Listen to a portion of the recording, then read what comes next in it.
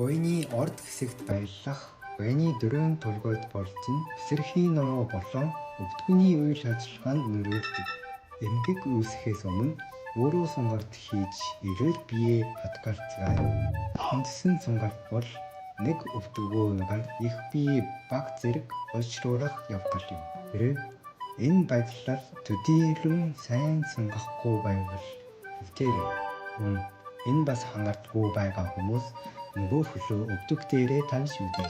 Энэ байдлаар гүнзгий ямсгал авч 30 секунд сунгаарай. Нэмж хэлэхэд энэ сунгартаар өвдөг хүмүүс хажуу тийшээ харж хэвдээд цагаагаа гараараа татаж үзээрэй. Өвдгөнд ачаарал өгөхгүйгээр сунгах боломжтой. За, миний бичлэгийг хатаглаад өдөргөр хийжээ. Өөрөө дасгал хийх нь чухал. Хүнээр сунгуулах нь бас өртөнтэй байна. Ялангуяа одоо манай сунгартын барин цагаан сарын шамтгалтай байгаа тул ирж үйлчлүүлээрэй.